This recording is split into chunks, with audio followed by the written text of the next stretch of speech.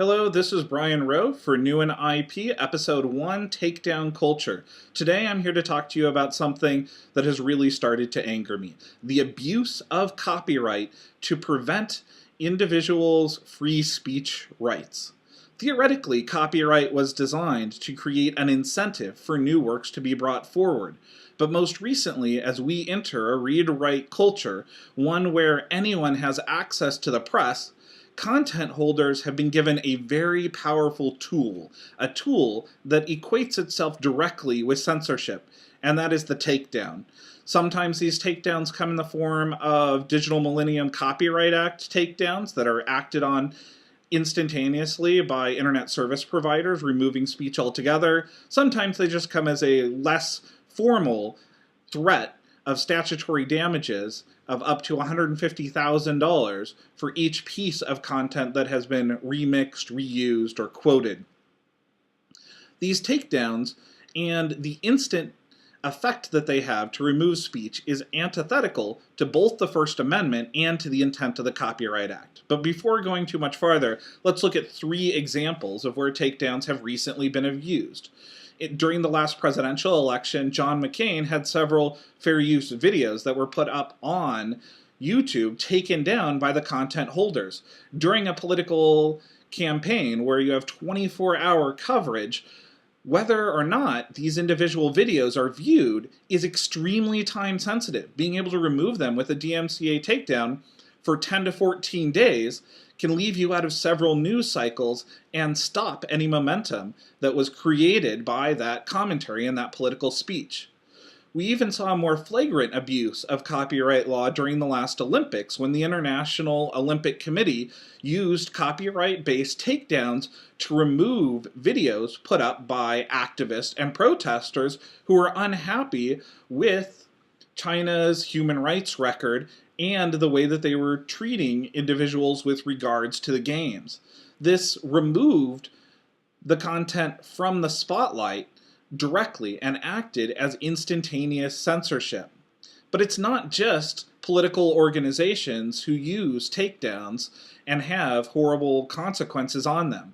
National Geographic, an organization, a nonprofit that its mission is to inspire people to care about the earth, uses takedowns to remove any of their content that is being provided by a third-party provider. This may seem pretty innocent at first, but while I'm going through my Google Reader with my daughter, we come upon a video about wildlife and octopus.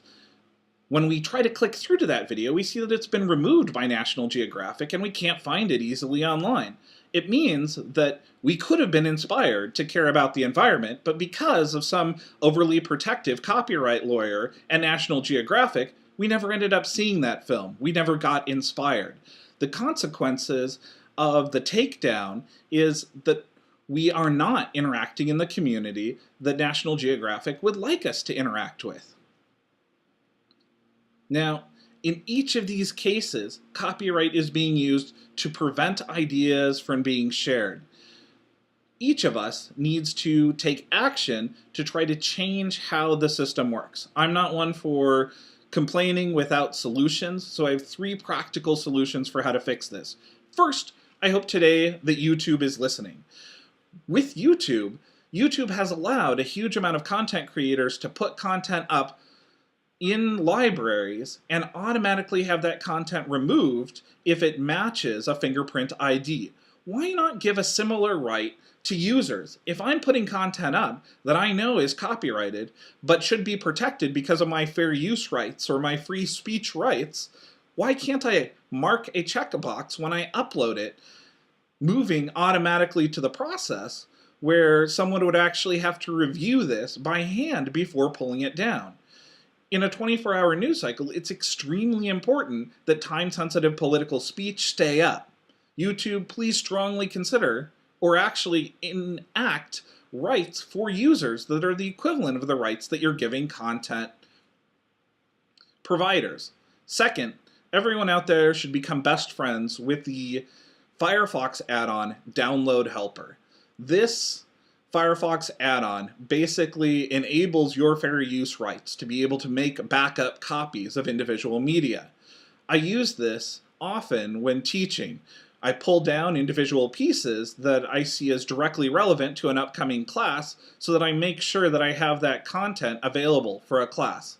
The third thing we need to do is start licensing our work in a way that allows people to remix and share. Now, I'm speaking to National Geographic here and everyone else out there. If you have a mission about inspiring people, you want your content to be shared. You want people to see it, as long as they get attribution and eventually end up back at your website or talking about your cause. Don't use takedowns, use licensing that requires individuals to give attribution and brings you back to their site for content. Thank you. This has been the first episode of New in IP, Takedown Culture. I would also like to thank both Harold Feld and Alex Curtis of Public Knowledge for inspiring me with their 5-minute videos. Until next week.